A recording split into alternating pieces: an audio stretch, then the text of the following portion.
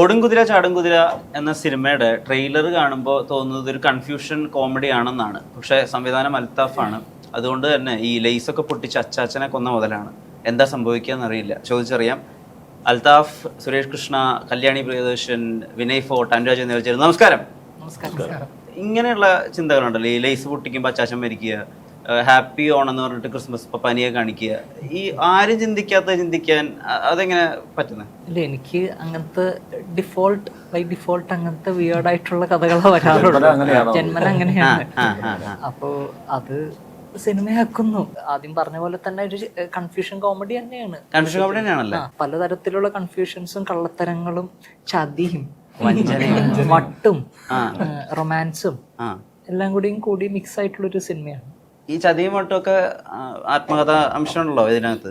ഇല്ലില്ല, ചതിയും മട്ടിന്റെ ചെറിയൊരു അംശം കൊടുത്തിട്ടുണ്ട്, അത് മാത്രമേ ഉള്ളൂ. ചതിയൊന്നും ഇല്ല. വിനയ് ഫോർട്ട് ഈ ക്യാരക്ടർ ഭയങ്കര സ്ട്രെയിറ്റ് ഫോർവേഡ് ആയിട്ടാണ് തോന്നുന്നത്.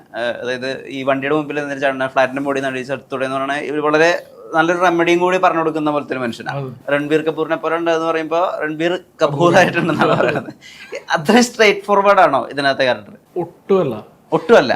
എനിക്ക് തോന്നുന്നു ഈ പറയുന്ന ഈ എൻ്റയർ ക്യാരക്ടേഴ്സിൽ ഏറ്റവും കോംപ്ലിക്കേറ്റഡ് ആയിട്ട് കുടില ബുദ്ധിയുള്ള ഭയങ്കര അങ്ങനത്തെ ഒരാളാ. അപ്പൊ ഇത് ഈ സിനിമയെ കുറിച്ച് പറയുകയാണെങ്കിൽ ഇതൊരു നമ്മൾ ട്രailer കാണുമ്പോൾ തന്നെ അറിയാമല്ലോ ഇതിന്റെ ഒരു സ്കെയിലും ഇതിന്റെ ഒരു കളറും പരിപാടി. അതുപോലെ നമ്മൾ പറയേണ്ട ഒരു പരിപാടിയാണ്. ഒരു ക്രേസി എലമെന്റ് ഉണ്ട് സിനിമയിൽ. സാധാരണ നമ്മൾ റിയലിസ്റ്റിക് കോമഡി ഒക്കെ കണ്ട് നമുക്ക് എവിടെ ഒരു മടുപ്പ് വന്നിട്ടുണ്ട്. അപ്പോ ഓടുംകുതിരനെ കുറിച്ച് പറയുകയാണെങ്കിൽ ഇതിപ്പോ ഒരു ഫെസ്റ്റിവൽ സീസണിൽ തന്നെ ഇറക്കാൻ പ്ലാൻ ചെയ്ത നല്ല സ്കെയിലുള്ള കളർഫുൾ നമ്മൾ ഓണത്തിന് ഫുൾ ഫാമിലി ഒക്കെ ആയിട്ട് തിയേറ്ററിൽ പടത്തിന്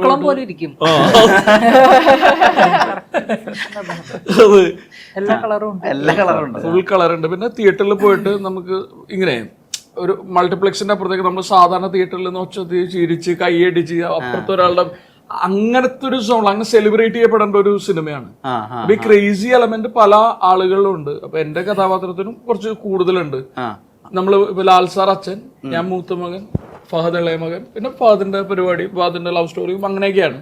അപ്പൊ ഞങ്ങൾക്ക് ഒട്ടുമിക്ക ആളുകൾക്കും കുറച്ച് ഇതുള്ള ഇതിന്റെ ഒരു ഡിസൈൻ അൽത്താഫ് ഡിസൈൻ ചെയ്തിരിക്കുന്നത് തന്നെ ഈ സിനിമ ഭയങ്കര എനർജറ്റിക് ആയിട്ടും അത്യാവശ്യം പേസ്, പെർഫോമൻസിൽ പേസ് ഉണ്ട് ശരിക്കും.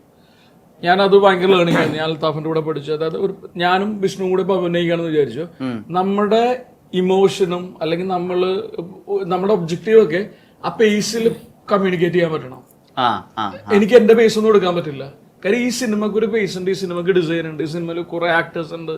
അപ്പൊ ഈ സിനിമ ഒരു ഫെസ്റ്റിവൽ സിനിമയാണ്. ഇത് എല്ലാ തരം ഓഡിയൻസിനെ അപ്പീൽ ചെയ്യേണ്ട ഒരു സിനിമയാണ്.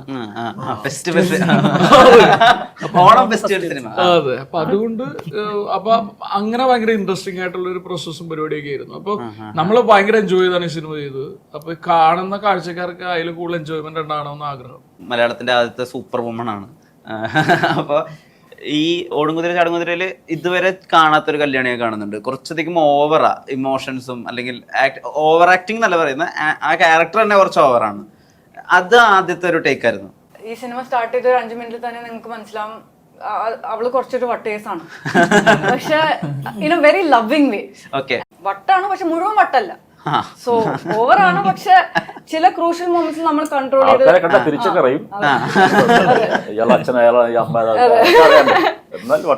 സോ ഓവർ ദ ടോപ്പ് ആണ്. പക്ഷെ ചില ക്രൂഷ്യൽ മൊമെന്റ്സിൽ നമ്മൾ ഭയങ്കര സട്ടിൽ ആയിട്ടാണ് പെർഫോമൻസ് ചോദിച്ചത്. അൽത്താഫിന്റെ ഒരു പ്രത്യേകത ഉണ്ടല്ലോ, വളരെ മിനിമൽ കോൺവെർസേഷൻ സ്റ്റാർ ആണ്. ആവശ്യമുള്ളത് മാത്രമേ നമ്മുടെ അടുത്ത് സംസാരിക്കാറുള്ളൂ. അപ്പോൾ ഈ കഥാപാത്രത്തെ പറ്റി ചോദിക്കുമ്പോഴും പറയുമ്പോഴായാലും വളരെ മിനിമമായ കാര്യങ്ങൾ പറഞ്ഞ് അതിലൂടെ തന്നെ കാര്യങ്ങൾ കമ്മ്യൂണിക്കേറ്റ് ആവും. കുറെ കാലത്തിന് ശേഷം ഒരു ന്യൂ ജനറേഷണൽ ഡാഡായിട്ട് അതിനകത്ത് തോന്നുന്നത് സുരേഷ് ചേട്ടനെ. ഇപ്പോൾ ന്യൂ ജനറേഷൻ ഡാഡായിട്ട് അതിന്റെ കസാര ഒഴിച്ചിട്ടുള്ള ഒരുപാട് പേരുണ്ട്. ഇപ്പൊ ആദ്യം അത് ലാലു ലക്സ് ആയിരുന്നു, പിന്നെ രഞ്ജി പണിക്കരായിരുന്നു, ഇപ്പൊ അത് ജോണി തന്നെയാണ്. ഇനി അങ്ങോട്ടേക്ക് Suresh Krishna new generation dad അങ്ങനെ പറയാൻ പറ്റുമോ? ഇല്ല, ഇനിയിപ്പോ ഞാൻ എഴുതാൻ പോണ അടുത്തേലൊക്കെ ന്യൂ ജനറേഷൻ ഡാഡ് ഒന്നുമല്ല, വേറെ ഇനിയിപ്പോ എക്സ്പ്ലോർ ചെയ്യാൻ പോണ പല രീതിയിലും മീറ്റർ കിട്ടി എനിക്ക്. അത് അങ്ങനെ സാധനം അത് നമ്മളെ വിളിക്കുന്നവർ അവരല്ലേ, സംവിധായകരും അല്ലെങ്കിൽ എഴുത്തുകാരും അല്ലാതെ തീരുമാനിക്കേണ്ടത് ഞാനല്ലല്ലോ. നമുക്ക് ഏത് ടൈപ്പ് കിട്ടിയാലും നമ്മൾ ചെയ്യുക എന്നുള്ളത് മാത്രമേ ഉള്ളൂ. അത് ഡാഡാണോ ചേട്ടനാണോ അനിയനാണോ എന്നുള്ളതല്ല, ചെയ്യുക എന്നുള്ളതാണ്. എനിക്ക് ഇത്തരം വളരെ കംഫർട്ടബിൾ ആയിട്ടുള്ള ഒരു സോണിൽ വർക്ക് ചെയ്യുന്നതാണ് എനിക്ക് ഭയങ്കര താല്പര്യം. അടുത്ത ആഴ്ച മറ്റേ ഡിഗ്രി സാധനമൊക്കെ ചെയ്യേണ്ടത്. അതുകൊണ്ട് ഞാനൊക്കെ ഭയങ്കര ഹാപ്പിയായിരുന്നു. എനിക്ക് അൽത്താഫിന്റെ ഒരു സ്റ്റൈൽ നേരത്തെ അറിയാവുന്നതുകൊണ്ടും ഈ ക്യാരക്ടർ നമുക്ക് വളരെയധികം പെട്ടെന്ന് തന്നെ നമുക്ക് ഉൾക്കൊള്ളാൻ പറ്റി. പിന്നെ ബാക്കിയെല്ലാം വളരെ എളുപ്പത്തിലായിരുന്നു. ഒട്ടും തന്നെ ഒരു ടെൻഷനും ഇല്ലാതെ വർക്ക് ചെയ്ത ഒരു സിനിമ എന്ന് വേണമെങ്കിൽ പറയാം നമുക്ക്. ഈ അൽത്താഫിന്റെ ക്യാരക്ടേഴ്സും സാധാരണ രീതിയിലല്ല, അതായത് സിനിമയിൽ സാധാരണ ആൾക്കാർ ബിഹേവ് ചെയ്യുന്നത് പോലെ അല്ല ബിഹേവ് ചെയ്യുക, അല്ലെങ്കിൽ അവരുടെ ഡയലോഗ്സ് ഒക്കെ തന്നെ വേറെ തന്നെ ഒരു രീതിയിലായിരിക്കും. അപ്പം അവിടെ അഭിനയിക്കാൻ നേരത്തെ ആ ഒരു മീറ്റർ ഉണ്ടല്ലോ, അൽത്താഫിന്റെ ഒരു മീറ്റർ ഉണ്ടല്ലോ ആ യൂണിവേഴ്സ്, അത് കിട്ടാൻ എളുപ്പമായിരുന്നു. എളുപ്പമായിരുന്നു. ഞാൻ പറഞ്ഞല്ലോ, ഇപ്പൊ നമുക്ക് ഇപ്പൊ ചിലപ്പോ ഒരു ദിവസം ഞാനും നമ്മുടെ ലാലേട്ടനും കൂടി ഒരു സീൻ ഞങ്ങൾ കാരവനിലിരുന്ന് വായിച്ചിട്ട് ആ സീൻ വായിച്ചപ്പോൾ എനിക്കും ലാലേട്ടനും ആ സീനിൽ ഒന്നുമില്ലല്ലോ എന്ന് തോന്നിപ്പോയി. തമാശ ഒന്നും തോന്നി?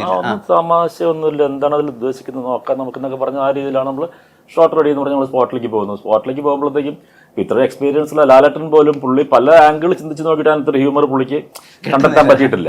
പക്ഷെ സ്പോട്ടിൽ പോയപ്പോഴത്തേക്ക് അൽത്താഫ് പറഞ്ഞു തരുമ്പോഴാണ് അതിനകത്ത് ഇങ്ങനെ ഒരു ഹ്യൂമർ കിടപ്പുണ്ടെന്നുള്ളത് നമുക്ക് മനസ്സിലാവുന്നത്. അപ്പൊ അതിനുശേഷം പിന്നെ നമ്മൾ സീൻ വായിച്ചു നോക്കി ടെൻഷൻ ആവാറില്ല. ബാക്കി അത് സ്പോട്ടിൽ എത്തിക്കഴിഞ്ഞാൽ അൽത്താഫ് നോക്കിക്കോളും എന്നുള്ളൊരു കോൺഫിഡൻസ്. കൂട്ടി വായിക്കുമ്പോഴാണ് ആ കഥയുടെ സ്റ്റോറി ടെല്ലിങ്ങിലാണ് അതിന്റെ ഹ്യൂമർ പോണത്. സ്റ്റാൻഡ് അലോൺ ആയിട്ട് ഒരു സീൻ എടുത്തു കഴിഞ്ഞാൽ ചിലപ്പോൾ നമുക്ക് തോന്നില്ല, ഇപ്പുറത്തെ സീനിൽ നിന്ന് കണക്ട് ചെയ്തിട്ട് പറയുമ്പോഴാണ് ഇത് വരുള്ളൂ. അതിന്റെ സസ്റ്റെയിൻ പോണത് അപ്പുറത്തെ സീനിലായിരിക്കും. അപ്പൊ അത് മാത്രമായിട്ട് അന്ന് ഷൂട്ട് ചെയ്യുമ്പോൾ ചിലപ്പോൾ ആ സീൻ ആയിരിക്കുമല്ലോ ഷൂട്ട് ചെയ്യണത്. അപ്പൊ അത് ഡയറക്ടറുടെ മൈൻഡിൽ മാത്രമല്ലേ അതുള്ളൂ. അപ്പൊ അതുകൊണ്ട് നമുക്കൊക്കെ വർക്ക് ചെയ്യാൻ ഭയങ്കര എന്താ പറയാ ഈസിയും ഫണ്ണും ഒക്കെ ആയിട്ട് ഞങ്ങൾ അടിച്ചു പൊളിച്ച കുറേ ദിവസങ്ങളാണ് അത്. അനുരാജ് ഈ നായകന്റെ കൂട്ടുകാരനാണല്ലോ, അനുരാജൻ തന്നെയല്ലേ ക്യാരക്ടറിനെ പേര്? അപ്പൊ ഈ നായകന്റെ കൂട്ടുകാരന്റെ തമാശ എപ്പോഴും അധികവും വർക്കാവുന്നത് ഈ നായകൻ ഈ കൂട്ടുകാരൻ ചെയ്തിട്ടുള്ള എന്തെങ്കിലും ഒരു വിഡിത്തം തിരുത്തി കൊടുക്കുകയോ ഒക്കെ ചെയ്യുമ്പോഴാണ് അവിടെ ഒരു ഫണ്ട് ഉണ്ടാവാറ് പലപ്പോഴും. ഇപ്പൊ പാച്ചുവൽപ്പതൊളക്കിലൊക്കെ ഉൾപ്പെടെ അങ്ങനെ അയാൾക്ക് ഹിന്ദി അറിയില്ല, അവിടെ ആണല്ലോ പല തമാശകൾ ഉണ്ടാവുന്നത്. ഇവിടത്തെ തമാശ ഏത് വിധത്തിലാണ്? കൂട്ടുകാരനല്ല, ഒരു ചേട്ടൻ, അങ്ങനത്തെ ഒരു ചേട്ടനിയൻ ബന്ധമാണ്. അല്ലല്ല, അങ്ങനെ ഒരു ബന്ധമുണ്ട്. ഞാൻ വർക്ക് ചെയ്യണതാണ് ആളുടെ കൂടെ പടത്തില്. അങ്ങനത്തെ ഒരു ക്യാരക്ടറാണ്. ആളുടെ വീട്ടിലൊക്കെ പോകാറുള്ള ഒരു എല്ലാ സ്വാതന്ത്ര്യമുള്ള ഒരാളായിട്ടാണ് ചെയ്തത്. അല്ല, ഭയങ്കര നല്ലൊരു എക്സ്പീരിയൻസ് ആയിരുന്നു. എനിക്ക് ആദ്യം ഫാദിക്കയുടെ കൂടെ കിട്ടിയ സീനിൽ ഭയങ്കര ടെൻഷൻ ഉണ്ടായിരുന്നു.